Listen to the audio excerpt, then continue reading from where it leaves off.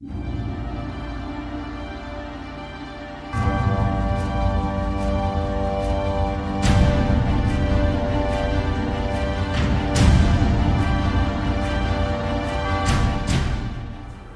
aí, prodígios, sejam bem-vindos a mais um vídeo aqui da Prod no YouTube.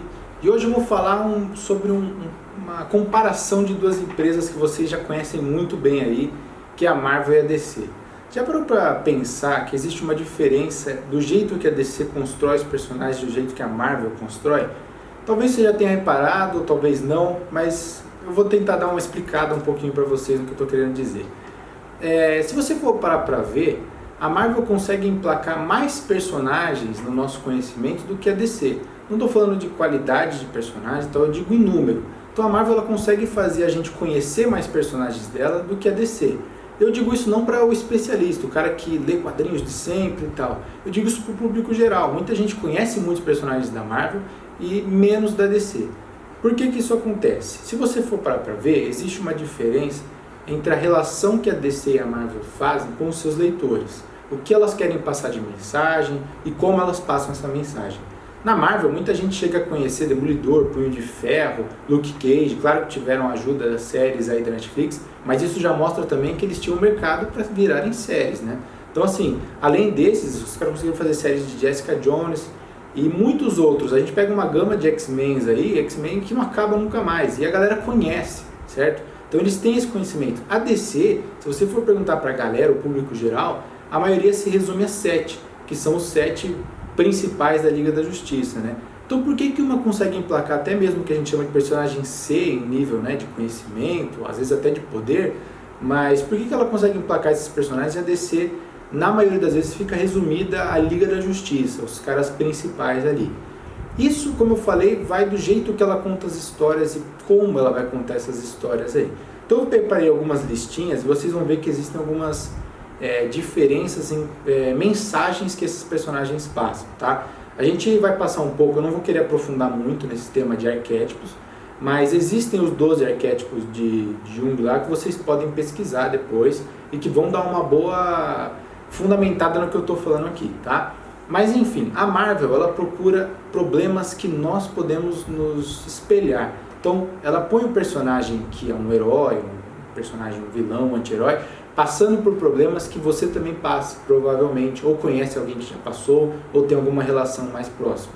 Então, por exemplo, o Homem de Ferro, muita gente conhece o Homem de Ferro dos cinemas aí, mas ele tinha um certo apelo, as pessoas ouviam o Homem de Ferro, sabia quem era, por causa do problema dele, principalmente, vamos dizer assim, alcoolismo que ele tinha, as relações de ego dele, são coisas que nós seres humanos, a gente se aproxima disso, a gente conhece, já passou, ou tem alguma relação de proximidade com isso. E além disso, a Marvel ela vai para esses problemas e relacionamentos humanos. Então, talvez não, ele é o maior licenciador de todos os heróis, é o Spider, o Homem-Aranha. E ele lidar com problemas mundanos, a falta de tempo, a falta de dinheiro, né, a necessidade de você ajudar as pessoas em momentos onde você também está precisando de ajuda. Então, esse tipo de coisa se relaciona com a gente, os problemas que nós passamos.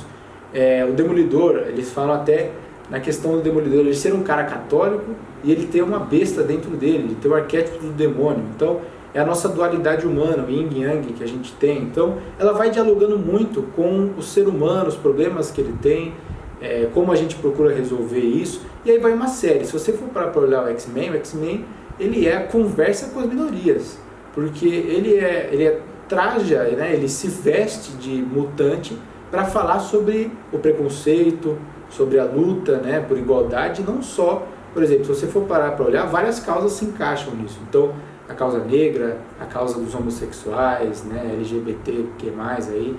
Então, assim, eles vão trajar os mutantes de mutantes para abordar esse tema. Então, você se identifica, né?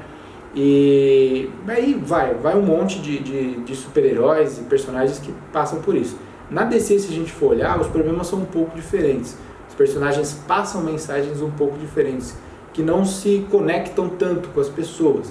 Claro que, como eu estou falando, não estou aqui para dizer que a Marvel é melhor ou a DC é melhor. É só a maneira como as histórias são contadas e por que alguns personagens conseguem mais divulgação e mais, né, se espalhar mais entre a cultura pop do que outros. Porque se você for ver mesmo, como a galera que acompanha deve saber, eu sou muito fã do Super-Homem, mas ele não tem os dramas humanos que nós temos. Então você acaba sendo fã do personagem pelas histórias e tal, e vai ter muitos outros motivos para você ser fã, mas a parte de você se identificar é muito difícil, porque o Super-Homem, ele é um deus, ele é um homem com os poderes de um deus, né? A capacidade de um deus, e aí ele entra nesse dilema dele poder ajudar todo mundo e tal, e você, por mais que você ache isso muito legal, as pessoas que precisam da identificação com o personagem, em geral elas vão perder um pouco disso, tá?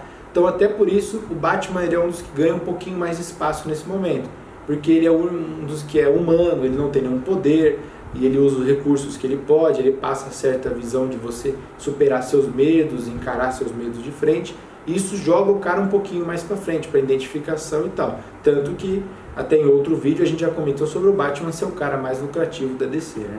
E aí tem outros, talvez o que a galera pode comentar, e esse eu concordo, eles conseguiram fazer algo mais próximo, é o do Flash. O Flash, ele é um cara que ele é o homem mais rápido do mundo, mas ele está sempre atrasado, né? Então tem aquela famosa história dele tentar salvar a mãe e não conseguir e tal, e aí rola toda aquela treta de Flashpoint e tudo, mas ele tem um pouco disso.